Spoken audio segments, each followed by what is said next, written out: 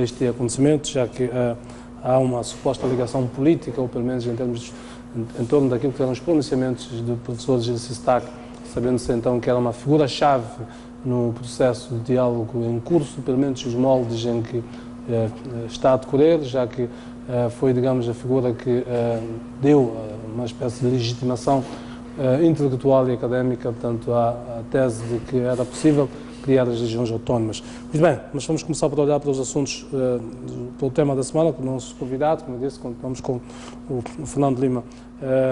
Fernando escolheu a mensagem dos bispos os bispos católicos de Moçambique, estiveram reunidos em Conselho Permanente em Inhambane, entre os dias 24 e 26 de fevereiro, que acabam então por se pronunciar sobre o assunto da atualidade, que é a questão da unidade nacional. Fernando.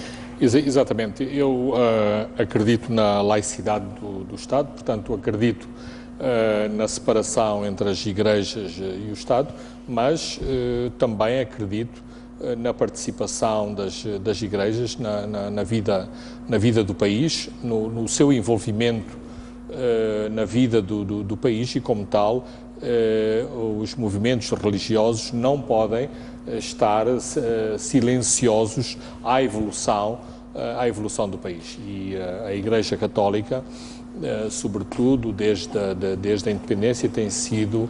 Já é uma tradição na prática, os bispos pronunciarem sobre a situação do país. E se nós virmos, por exemplo, o envolvimento de Dom Jaime nas próprias conversações que levaram ao Acordo de Paz em Roma, mostram o envolvimento muito forte da Igreja Católica nesse processo. Temos visto a preocupação em chamar à Comissão Nacional de Eleições religiosos. Temos visto também inquéritos populares em relação à percepção que têm do país e à idoneidade das instituições, e as confissões religiosas habitualmente têm uma pontuação muito elevada. Entrando especificamente no tema que foi a reflexão dos bispos, eles fazem notar uma questão que me parece muito importante, ou seja, a questão da unidade nacional não pode ser um chavão.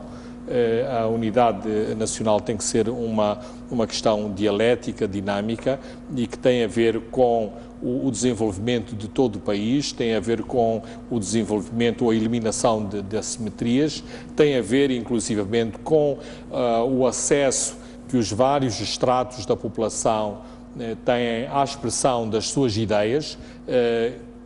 Parecia premonitor, inclusivamente, este posicionamento da Igreja Católica ao dizer que as pessoas não podem ser punidas por expressarem pontos de vista diferentes daqueles que são os pontos de vista oficiais. Portanto, parece-me um documento de reflexão muito importante e com muita acuidade para o momento que estamos a viver. Já que está a tocar neste assunto, esta mensagem da Igreja Católica, os bispos da Igreja Católica, eles dizem que a unidade nacional não pode reduzir-se a uma expressão retórica, ou pior ainda, a ser utilizada para excluir milhões de cidadãos moçambicanos condenados a viver como apátridas no seu próprio país. Qual é o alcance que acha que tenta transmitir a Igreja? É muito objetiva e muito específica, e o Jeremias explicou tudo em relação a isto, que é a questão da exclusão, mas entra também pela resposta em relação à questão da descentralização e da autonomia, da autonomia territorial. Há um aspecto específico neste documento dos bispos que questiona se de facto todo o país tem que estar sob o controle de um único posto de comando, e se como expressão da vontade popular, como expressão genuína da população, o poder não deve ser descentralizado para que mais vozes se possam ouvir e para que um desenvolvimento mais harmonioso possa acontecer em todo o país. Portanto, claramente a Igreja Católica, e isto é a minha afirmação pessoal, claramente a Igreja Católica a posicionar-se nos temas do momento, nomeadamente a questão da descentralização, a questão da unidade nacional, a questão do debate político, a questão da diversidade e pluralismo de opiniões e liberdade de expressão. Muito bem, vamos olhar para os assuntos então que elegemos esta noite. Como eu disse, o assassinato do professor Gil Sestac é dominado. Fernando, já muito comentário se fez ao longo desta semana. Estar a comentar ao domingo um acontecimento que se deu, digamos, nos primeiros dias da semana, tem uma vantagem, tem uma desvantagem, muito já se disse, mas também tem a vantagem de podermos com outra frieza olharmos para os acontecimentos. Ao fim desses dias todos, depois de tudo que se disse, olharmos para este assassinato de Gil Sestac. Na sua opinião, que motivações podem estar por detrás do assassinato de um académico, pelo menos cuja ação pública, daquilo que se sabe, era apenas por via das ideias? Não, ou seja, as motivações, teoricamente, seriam nenhumas. Há liberdade de expressão, há liberdade de expressão de ideias através da academia. A academia, por princípio, é uma instituição independente, portanto, a academia deve ser independente nas suas formulações teóricas, nas suas ideias, nas suas concepções de ver o mundo, nomeadamente as faculdades de humanidades, e, portanto, nada fazia prever que isto poderia acontecer mais. Moçambique não é propriamente um país repressivo.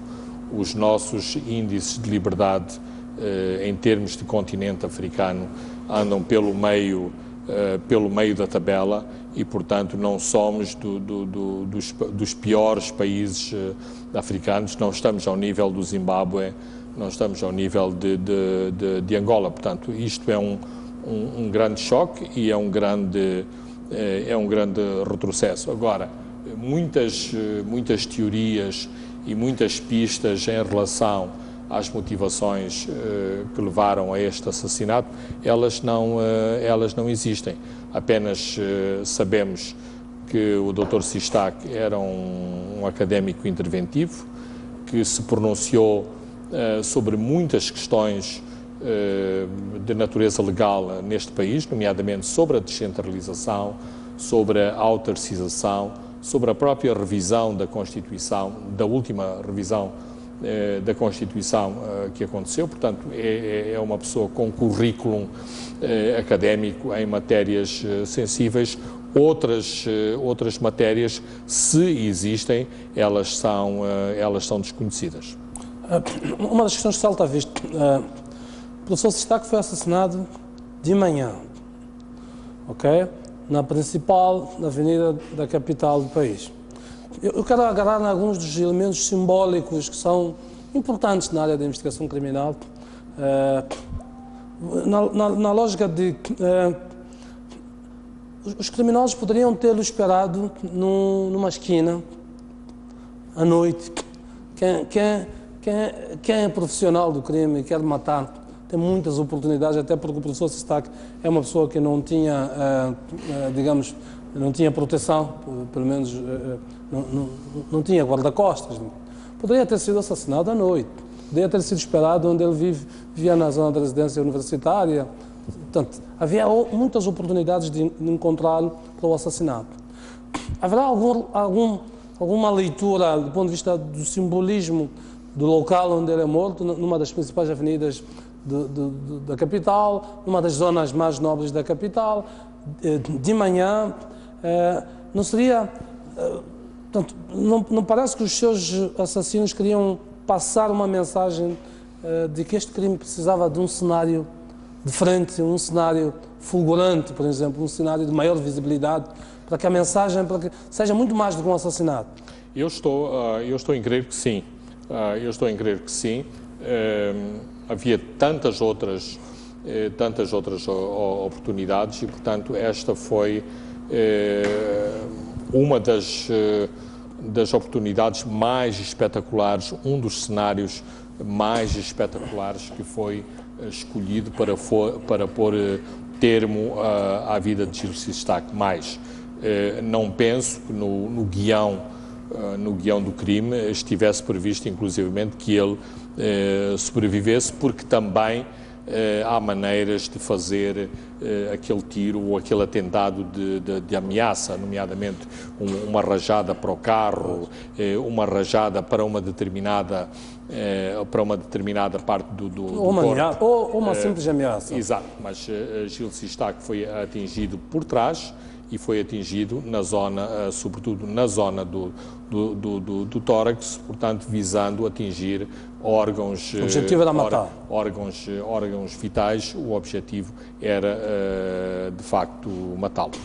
Portanto, haverá alguns elementos simbólicos no sentido de que os criminosos queriam trazer alguma espetacularidade, algum efeito mediático, ou seja, tudo aquilo que está a acontecer estaria mais ou menos no guião das pessoas que estão por trás disto. Claramente, não tenho a minha dúvida. Aliás, os resultados são evidentes. As próprias imagens do atentado, imediatamente, alguns minutos depois, estavam a circular em todo o mundo. Estas imagens foram capas, abriram as principais reportagens, quer de televisão, quer da imprensa escrita. Portanto, este era claramente o objetivo pretendido, porque se fosse à noite não teria certamente a mesma espetacularidade que se conseguiu ao fazer-se isto neste local, um local sofisticado, um local de elite, onde as pessoas têm aparelhos de comunicação mais sofisticados, sabem manejar esses aparelhos de comunicação também com grande sofisticação, e eu estou certo que todos estes elementos foram pretendidos neste atentado. Fernando, voltamos às motivações. Portanto, as várias análises que se fizeram e que continuam a fazer-se, há uma tendência de se estabelecer uma relação instintiva entre as posições de Gil Sistak sobre as regiões autónomas, digamos, e a sua morte, na loja de que era o legitimador, mais ou menos legitimador intelectual das pretensões da Arnam. Partindo desta lógica de que foi pelos seus pronunciamentos que foi assassinado, quem ganhava com esses, digamos, com o assassinato de Gil Sistak face aos seus pronunciamentos, e quem perdia com isso? Bem, eu acho que a minha posição é que só há perdedores neste atentado e neste assassinato. E claro que também esta ligação entre posicionamentos sobre as regiões autónomas, assassinato, também me parece, digamos, a justificação mais fácil. Ou seja, não é demasiado óbvio. Sim, é muito óbvio. O que é que fazia este senhor? O que é que fez este senhor? Teve pronunciamentos críticos sobre os posicionamentos do governo, veio abrir uma luz, a tal luz intelectual, sobre as regiões autónomas. De algum modo, a Renam abraçou a teoria de Sistak, mas isto digamos, é o mais fácil. E claro que qualquer investigador de polícia vai começar por aqui, mas também o investigador de polícia tem que fazer muito mais investigações, os seus documentos, os seus escritos, os seus contactos, as suas mensagens de telemóvel, as últimas pessoas que viu, que encontrou, porque que o táxi foi mudado, porque que o seu transporte foi alterado na última semana. Portanto, um sem fim de pistas que a polícia tem que seguir. Há a indicação que a polícia moçambicana será também auxiliada por outras polícias internacionais nesta investigação, e certamente que não se pode partir apenas para uma pista, e para uma pista que é, de certo modo muito fácil tirar estas conclusões. Agora, também há uma situação que é preciso ter em conta. Gil Sistak sentiu-se incomodado com os ataques de que estava a ser alvo, deu inclusivamente uma entrevista a um semanário e anunciou nessa entrevista que iria fazer uma queixa-crime à Procuradoria, porque se sentia incomodado e não estava de acordo que, por exatamente expressar determinados pontos de vista, que determinadas críticas claramente tinham ultrapassado aquilo que ele considerava razoável em termos de crítica. Fernando, quando falamos desta relação instintiva entre as posições de Sistak à volta das regiões autónomas, no sentido de que é, digamos, o legitimador intelectual da tese de que é possível criar regiões autónomas, embora uma formulação diferente daquela que Arnam colocava. Arnam falava das regiões e o professor Sistak falou sempre de províncias, digamos, de autarquias superiores, portanto, e que na ótica dele poderiam ser as províncias a desempenhar essa tarefa. Mas voltando, há uma imputação generalizada que é feita, temos de falar aqui abertamente, a imputação do senso comum, e não só, de que, bom, o professor Sistak defendia esta tese que Arnam abraçava e a contraparte de Arnam é a Frelimo. E logo a imputação generalizada mais fácil, mas é de que foi a Frelimo que fez. Já ouvimos também análises de que teria sido alguém de uma ala mais radical dentro do Partido Frelimo, insatisfeito com o curso que está a ter o diálogo político. Há várias teses que até ultrapassam o senso comum, análises da imprensa internacional, claro, mesmo internacional. Há muitas análises, por exemplo, podemos dizer assim, bem, alguém que quer colocar em maus lençóis a Frelimo, fez este atentado, usou como alvo Gil Sistak, porque exatamente no seu cenário simplista achou que assentava como uma luva o assassinato, a imputação óbvia à Frelimo. Há uma crise de sucessão na Frelimo, não é ainda tão evidente, mas há essa crise de sucessão e, portanto, este atentado assenta como uma luva nesta teoria de conspiração. Isto não pode ser excluído, não pode ser excluído também esta hipótese. E, portanto, isto também significa que a Frelimo tem que usar algumas pinças e tem que usar algum cuidado para analisar e para se posicionar nesta situação muito complicada, porque é o país que está a ser posto em causa. Este país tem um governo, tem um partido que está por detrás do governo, e esse partido tem que mostrar liderança e tem que mostrar uma percepção política de um atentado desta natureza que claramente afaste qualquer suspeição em relação ao atentado. Por exemplo, eu acho que o comunicado da Comissão Política sobre este assunto era um comunicado muito defensivo, devia ser muito mais solidário, muito mais caloroso, muito mais defensor das liberdades fundamentais dos moçambicanos. Afinal, a Frelimo contribuiu para essas liberdades fundamentais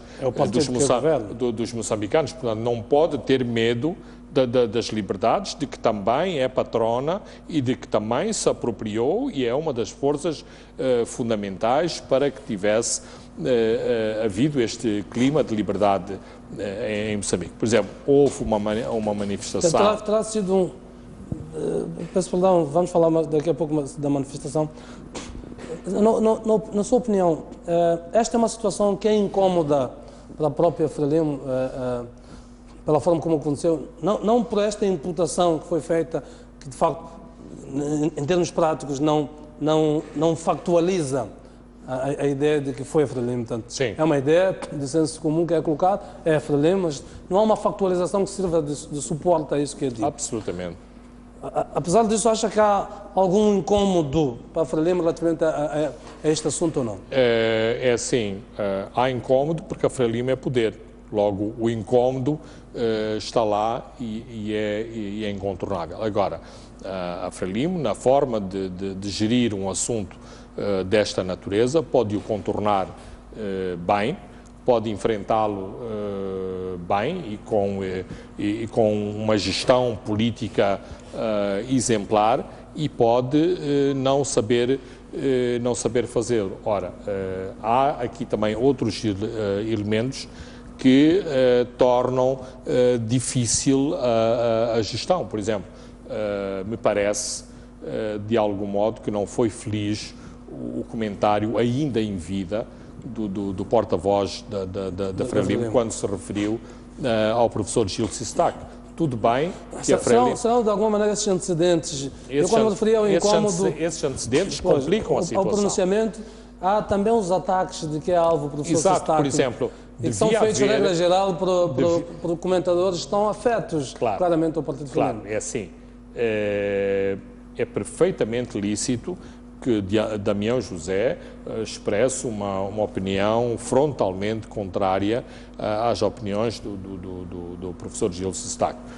Eu, pessoalmente, também não concordo com esta agilização tão aberta de autarquia que chega à própria província. O facto de eu discordar com a percepção teórica e a não necessidade de enquadramento de revisão constitucional em relação à descentralização não me faz um adepto do assassinato e do corte de cabeça do professor Gil Sistac. Portanto, houve um transbordar no comentário que Damião José fez em relação à figura de Gil Sistac, e na mesma linha de pensamento, outras pessoas que habitualmente são identificadas com o Partido Frelimo e emitiram esses mesmos comentários esses que foram alvo desta expressão de mal-estar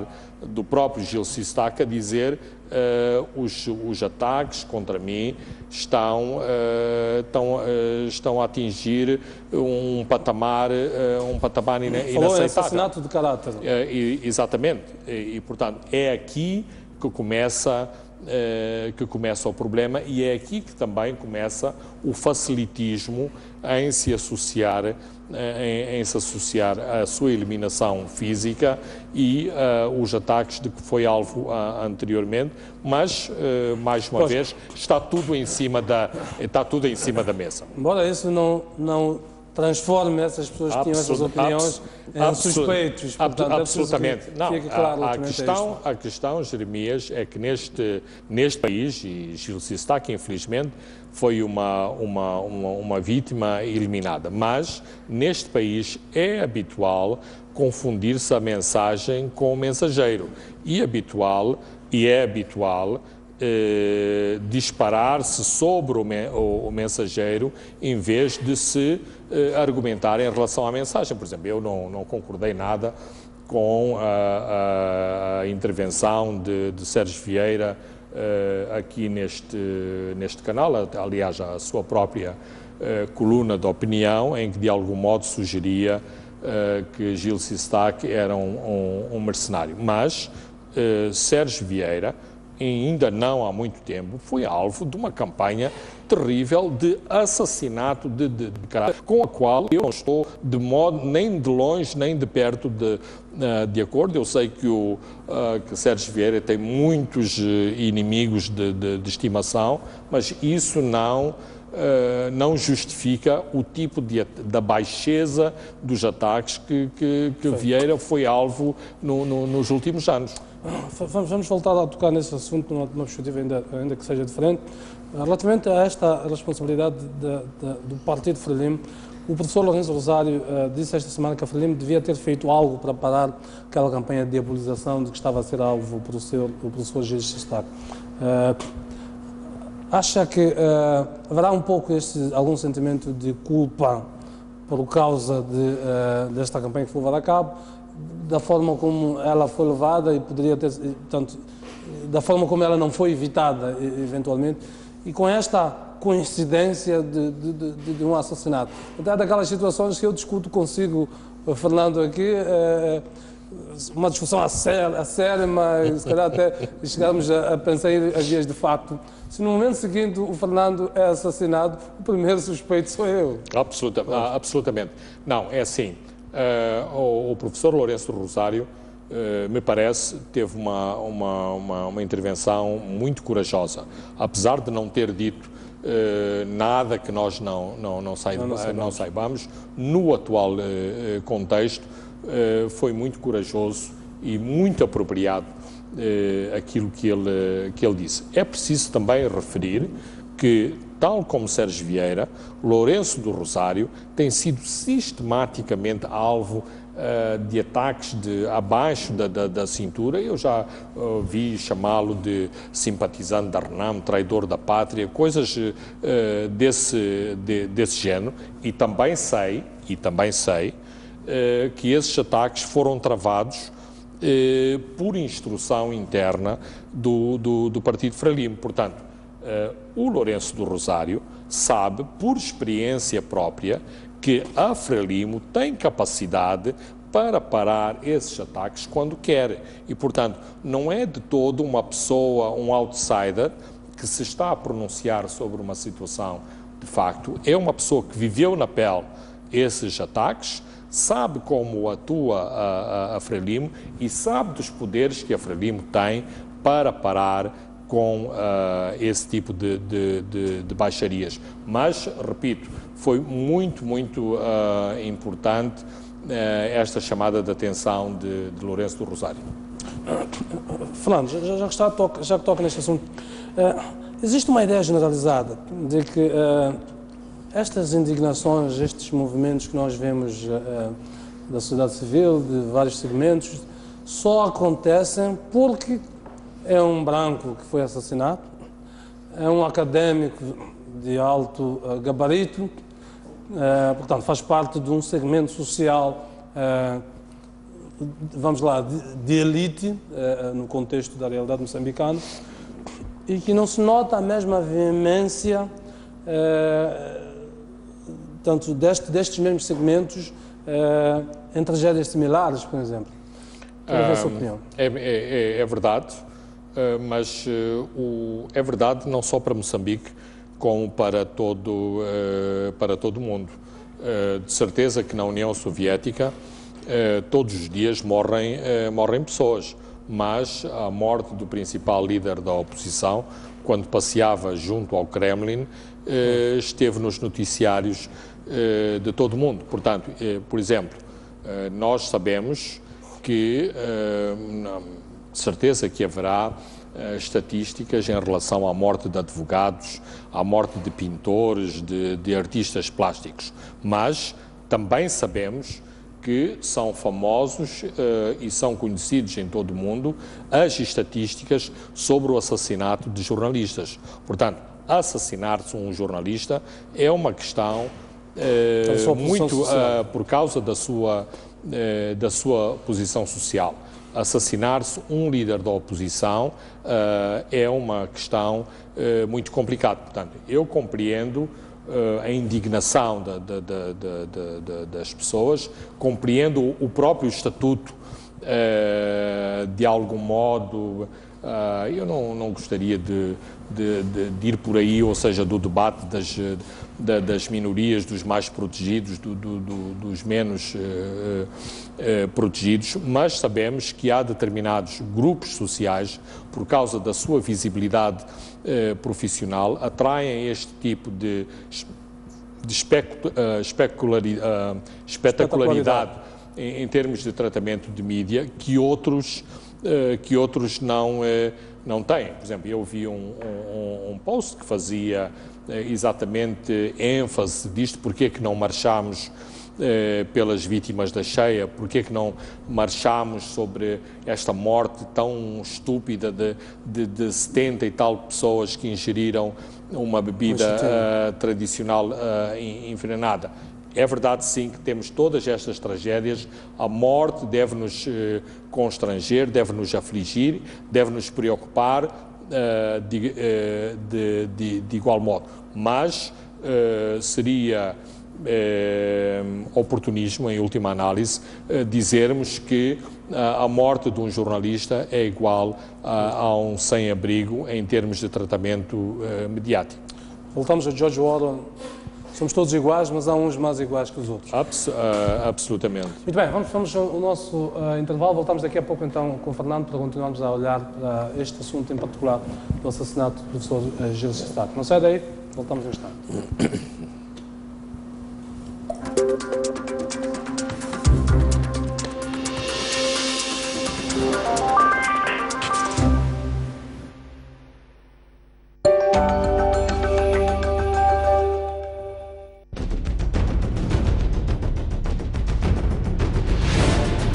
Se circular em Maputo é difícil por diversas razões, o cenário torna-se ainda mais grave para as pessoas com deficiência.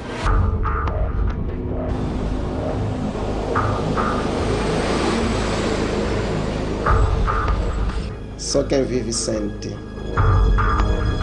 As poças abertas e os passeios transformados em mercados e parques de estacionamento agravam os transtornos. Descuidei-me, apanhei lá uma sarjeta e tinha lá uma tapa falsa. Pisei e entrei lá. Mas o problema é ainda mais grave, porque a maior parte dos edifícios públicos continua sem acesso para as pessoas com deficiência. Um dos exemplos mais gritantes é a Assembleia da República. Este domingo, o especial reportagem convida-lhe a uma viagem pelo mundo dos excluídos. Porque o que você pensa conta. Reservamos-lhe um espaço de opinião em dose dupla. Conto consigo das 11h30 às 12h30.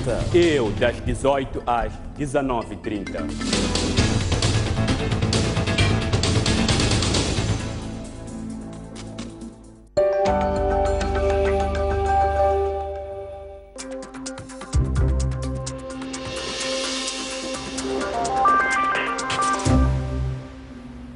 Muito bem, estamos já na segunda parte deste pontos de vista. Vamos continuar a olhar para este assunto, que, como disse, é um assunto dominante ao longo destes últimos dias do assassinato do professor Gil Sistac, até pela ligação que ele que vinha tendo, digamos, com o principal assunto de debate político aqui em Moçambique. Fernando,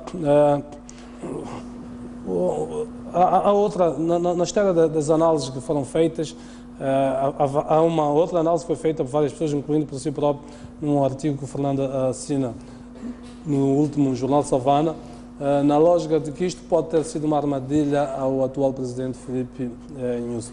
Depois vi este tipo de análise a ser feita no Africa Monitor, também na história disto, na lógica de que esta é uma ocorrência interpretada como tendo visado prejudicar as políticas de entendimento que o atual presidente está a fazer com a ANAM. Para perceber melhor, até que ponto isto pode ter o presidente Nyusi como alvo, em que medida exatamente? Ok. Eu acho que podemos ver esta situação em dois níveis. É o seguinte: do ponto de vista meramente especulativo, ou olharmos causa e efeito. Aconteceu isto, mas a vítima colateral é o presidente Nyusi. A outra teoria seria que quando se planeou o atentado contra Sistac, esta era uma das vítimas que se pretendia atingir o novo presidente da República. Agora, vejamos o cenário em que acontece este atentado. De facto, há uma nova presidência em Moçambique, tem 47 dias quando acontece o atentado, espera-se do novo presidente, e o novo presidente é o chefe de governo deste país. Espera-se de um presidente enérgico à frente dos acontecimentos, comandando o seu aparelho securitário, nomeadamente nos aspectos que têm a ver com o desenlace em relação a quem matou Gil Sistak, nomeadamente, portanto, a gestão de todos os impactos políticos que isso tem. E eu continuo a acreditar, isto foi uma super má notícia, para Nyusi. Não merecia, é demasiado cruel para um jovem presidente que está a iniciar o seu mandato e que iniciou o seu mandato com algumas iniciativas tão interessantes. Nomeadamente, toda a gente já falou sobre o seu discurso inaugural, depois temos aquela composição ministerial que não me parece tão interessante, mas logo a seguir teve o bingo inicial que lhe dá margem de manobra, ou lhe daria margem de manobra para os chamados 100 dias de presidência, que é o seu passo em direção ao diálogo, que me parece muito importante, fundamental para já na sua presidência. E, de algum modo, este atentado complica a situação, porque inclusivamente a Renamo reagiu, como é óbvio, de forma muito negativa e tentando claramente também tirar dividendos políticos da morte de Sistak. A Renamo não é poder, não tem o Ministério, não tem a lei e ordem sobre a sua responsabilidade e, portanto, essa é a oportunidade, são as oportunidades de ouro que tem a oposição, nomeadamente de alguma forma, direta ou indiretamente, incriminar os poderes do dia sobre atentados desta natureza.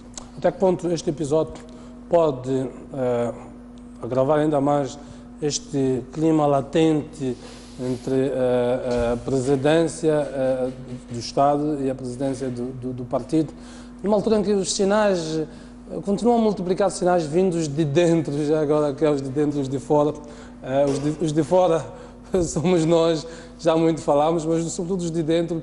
Depois de Teodato Unguana, ouvimos esta semana o antigo deputado e antigo membro da Comissão Política, o professor Teodoro Coates, escreveu um artigo onde levanta questionamentos relativamente a um modelo de uma governação bicéfala e questiona se o partido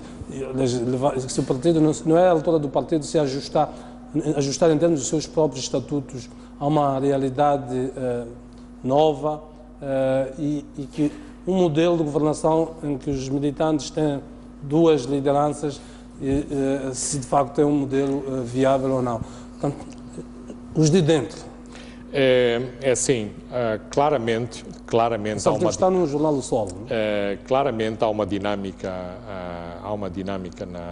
na Frelimo de lutar contra o bicefalismo e, portanto, de se conseguir nas próximas reuniões partidárias, nomeadamente na reunião dos antigos combatentes e na reunião do Comitê Central, para que se elimine esta situação. Mas também me parece, e o discurso de inauguração dá esta abertura de interpretação, aliás, abertura de interpretação que é aproveitada por Teodato Unguana e por Teodoro Oati para se questionar se a lealdade de Filipe Nyusi é em relação à Constituição ou é em relação aos estatutos do partido. E claramente Nyusi não jurou fidelidade ao Estado com a mão em cima dos estatutos da Frelimo, jurou com a mão em cima da Constituição.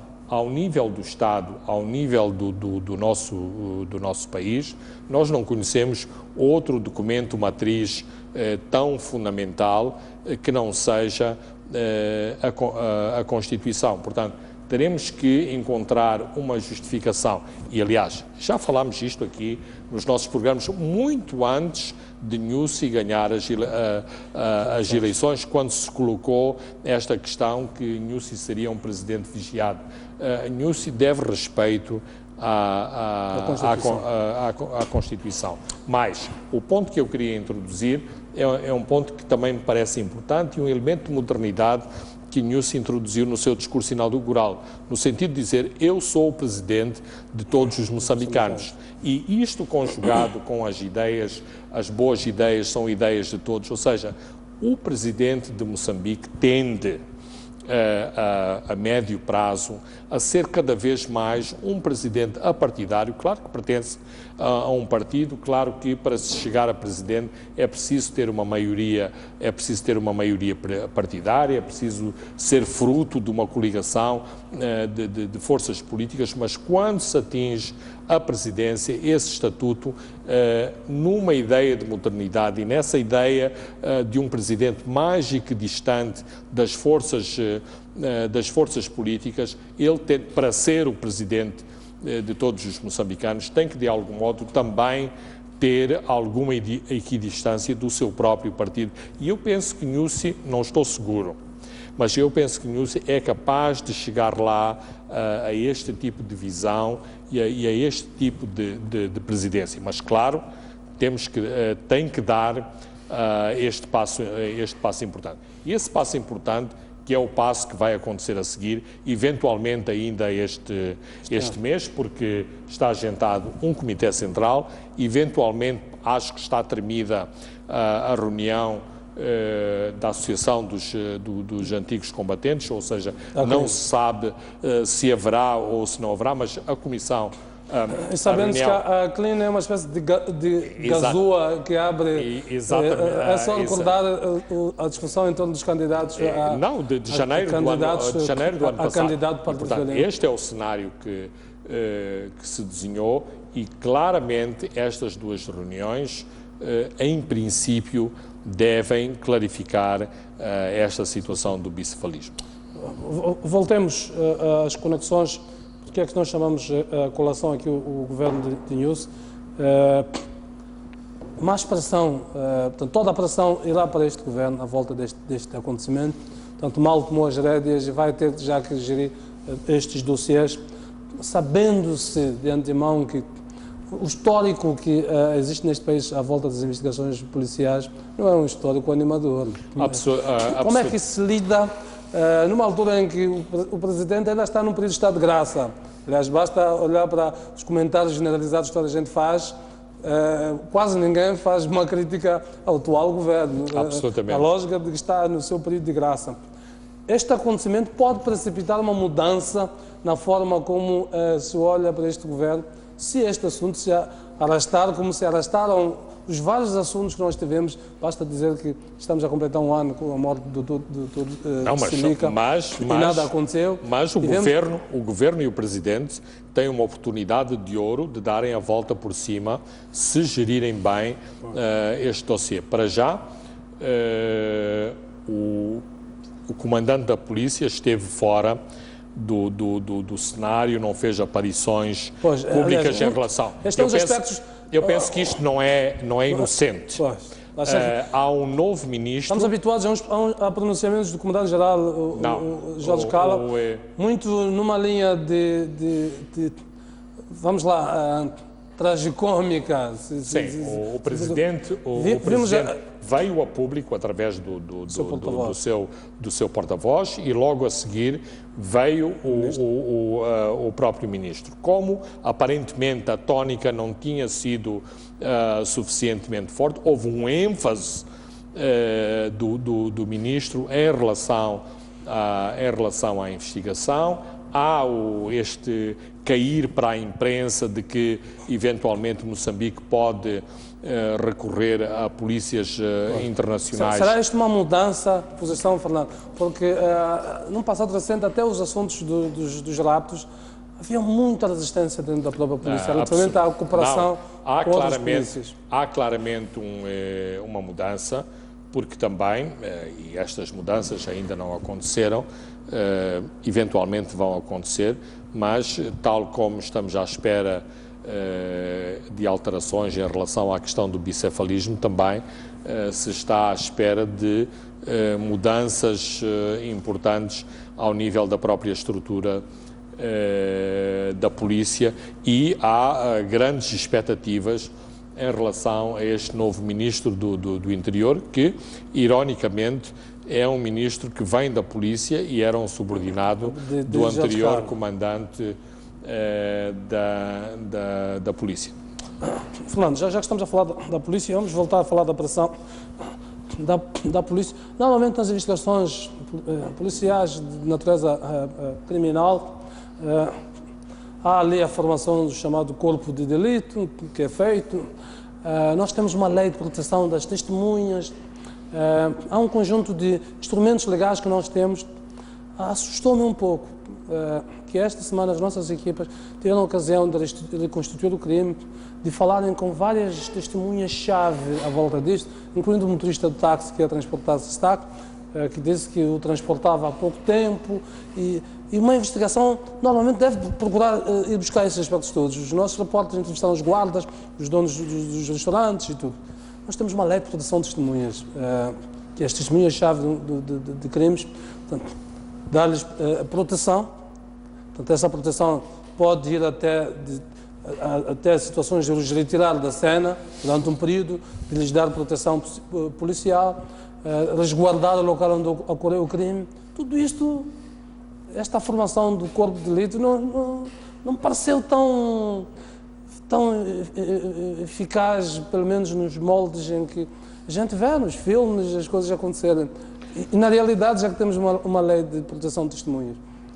Bem, eu não quero falar de um assunto que talvez é o mais fácil de falar, de se referir das fraquezas da nossa polícia, mas eu gosto sempre nestas coisas de dizer uma coisa que me parece muito importante e que também acho que não deixa de ser verdade. Não obstante as fraquezas da polícia, nós também temos muito bons polícias. E temos muito bons polícias e muito bem preparados. Claro. E, portanto, mas já está visto há muito tempo que o problema vezes, não é a qualidade dos agentes. Absolutamente. Portanto, eu não estou a fazer uma afirmação para ser simpático para a polícia, para depois receber meia dúzia de telefonemas a dizer que fui muito simpático para a polícia. Não, eu sei,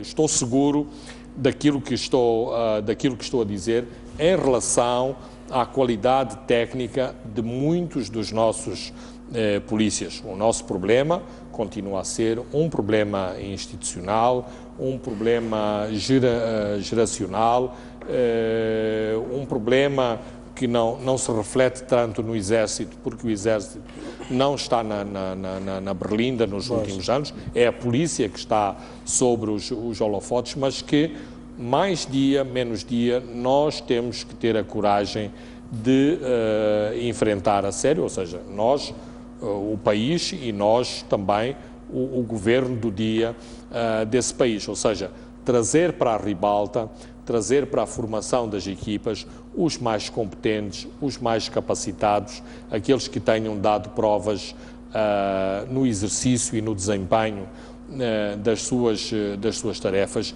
e, claro, dar também alguns meios, e não são tantos meios assim, apesar de, e a STV já mostrou, infelizmente, das condições hiperdegradantes em que trabalha a nossa corporação policial. Mas, independentemente disso, a polícia, em última análise, tem faro para descobrir essas coisas. Muitos dos raptos que às vezes, uns raptos que se arrastam e outros raptos que são imediatamente descobertos, não é por acaso, não é porque alguém estalou os dedos que isso aconteceu, foi porque houve vontade para que determinado rapto, determinado assunto, determinado assalto, determinado roubo de carro, houvesse vontade para que isso ficasse clarificado. O problema, Fernando, é que os casos vão chegar ao tribunal e depois as provas, que normalmente na área penal é uma área de muito rigor na questão Jeremias, das provas. Isso é outro debate complementar. Por exemplo, tenta-se crucificar uma das nossas procuradoras porque deixou fugir um aparente tubarão dos raptos. Mas, é assim, a maneira como o processo chegou às mãos dessa procuradora, a procuradora só tinha essa alternativa de dizer, mas não há matéria para eu manter este senhor na cadeia. Portanto, alguém quis que este senhor fosse solto e, portanto, fez que determinados elementos de prova não estivessem no processo. Fernando, voltamos a falar da pressão sobre o governo. Vimos as embaixadas em bloco reagiram a este acontecimento do assassinato de Gilles Sestac. As embaixadas dos Estados Unidos, da França, por exemplo, a União Europeia, tomaram posições através de comunicados públicos, regra-geral, condenando e clamando por um apuramento de responsabilidade relativamente a isto.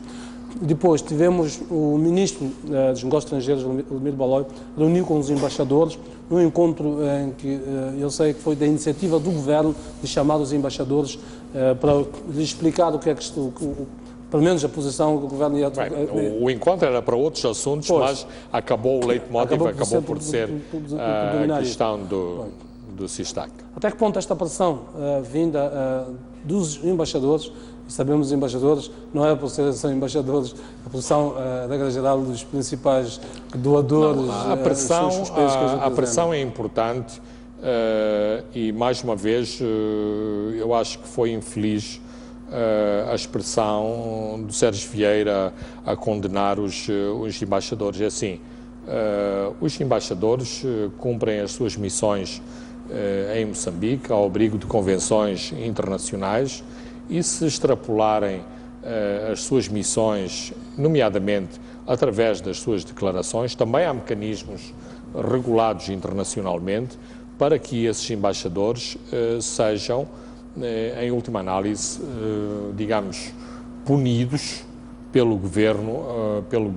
de Moçambique, nomeadamente chamando-os ao Ministério dos Negócios Estrangeiros ou numa situação mais gravosa, declarando um determinado diplomata como a persona não grata. Portanto, há instrumentos, e isto aplica-se não apenas aos embaixadores africanos, aplica-se a todo o tipo de diplomata, mas em termos, e já que estamos a falar em diplomacia, há maneiras diplomáticas que muitas vezes afastam a declaração de persona não grata, mas um determinado embaixador ou um determinado funcionário diplomático é convidado a sair do nosso país por expressões ou por atividades que não se coadunam com o seu estatuto diplomático. Posto isto, não me parece que a manifestação de desagrado, de ultraje em relação à morte de Sestac ultrapassasse aquilo que devem ser os comportamentos e as atitudes dos embaixadores em Moçambique. Mas aqui em Moçambique, e talvez dentro da palavra de ordem da autoestima, virou moda também fazerem-se ataques aos embaixadores como forma de mostrar o nosso nacionalismo e a nossa autoestima. Fernando, ontem teve lugar a manifestação que foi convocada pela sociedade civil para manifestar o repúdio face ao assassinato do professor Gilles Sestac. Que notas é que retém dessa manifestação? Bem, em primeiro lugar, acho que foi muito importante e, mais uma vez, mostra que a sociedade civil moçambicana está a crescer. Mostra também que a universidade está a crescer, porque vi muitos jovens na manifestação, genuinamente ultrajados com o desaparecimento físico do Dr. Sistac. Agora, vi coisas que gostaria de não ter visto, ou de ter visto, nomeadamente, eu não conheço os motivos porque o bastonário da Ordem dos Advogados não foi à manifestação, mas é óbvio que me interrogue da sua ausência. Afinal, foi um membro da Ordem que foi assassinado.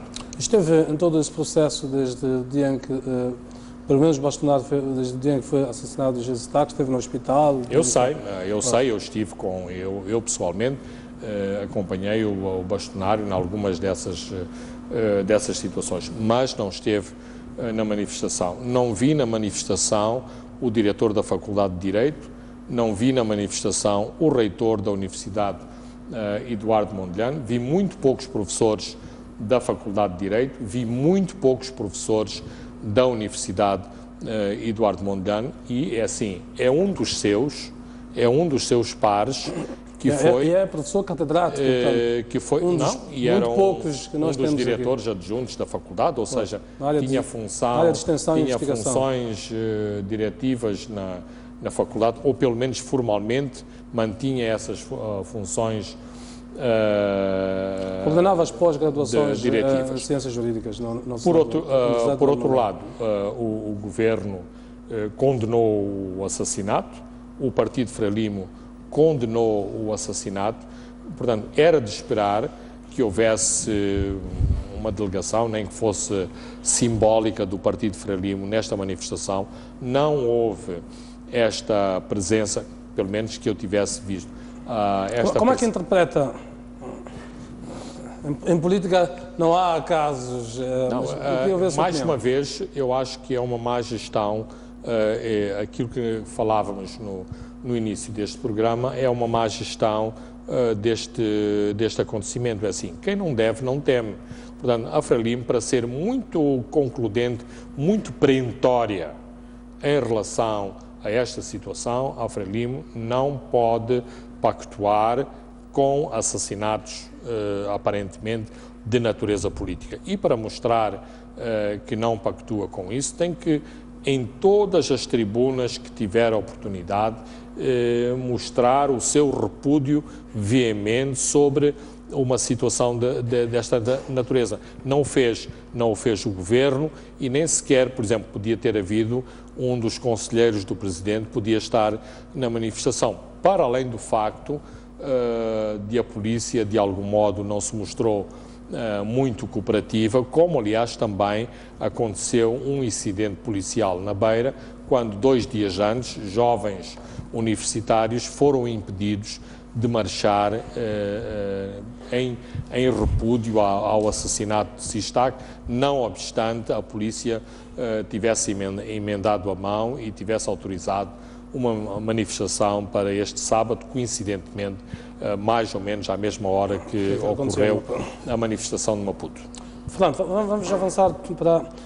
Na mesma altura em que se dão esses acontecimentos, Afonso Dhlakama retoma o seu périplo pelas províncias do Norte. Esteve muito ativo no Niassa nos últimos dias, retomando a agressividade que vimos anteriormente aos encontros com o presidente Filipe Nyusi. O que é que isto quer dizer, este retomar de Afonso Dhlakama? Isto quer dizer uma coisa muito simples, que eu acho que já abordámos também aqui, que é muito simples. A Comissão Política do Partido Frelimo, sem esperar ver o projeto na Assembleia da República, resolveu frontalmente manifestar-se contra o projeto das regiões autónomas, contra o projeto de descentralização, mandando para as províncias alguns dos seus membros da Comissão Política. Há membros que não foram, nomeadamente o general Alberto Chipante, não foi a sua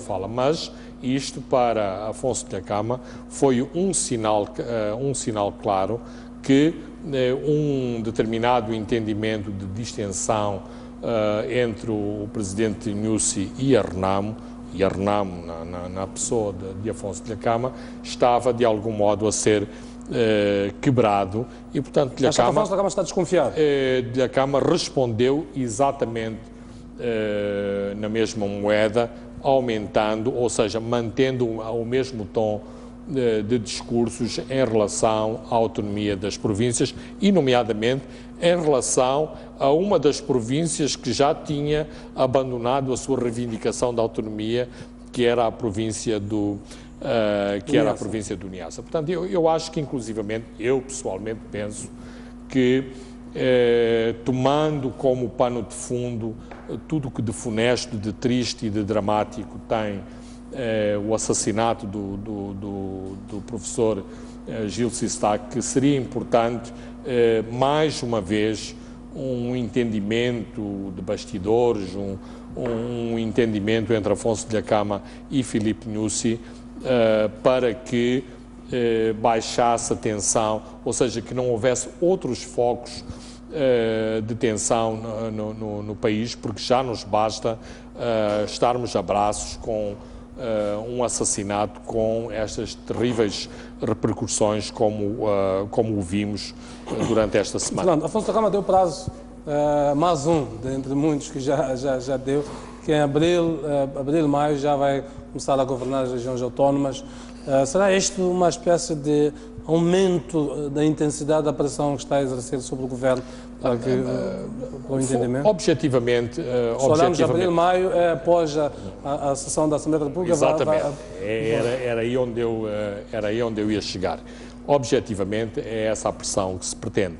Portanto, a ideia de Afonso de Lhakama vai o projeto à Assembleia da República, ele acha que o projeto vai passar e, portanto, em abril, maio, estaremos na fase de implementação desse processo de descentralização. Portanto, dentro dessa lógica programática de Parlamento e depois de implementação, era isso na sua ótica pessoal o que deveria acontecer. Agora, dadas as a escolha de abril e maio não é uma escolha... Não é aleatória. Corresponde a este cronograma de Assembleia, aprovação e implementação. Muito bem, Fernando, vamos terminar por aqui, o nosso tempo já esgotou. Assim que nos já acompanhou, dizemos também o nosso muito obrigado, em termos de pontos de vista. Voltamos a encontrar neste mesmo espaço, próximo domingo. Boa noite, uma boa semana de trabalho.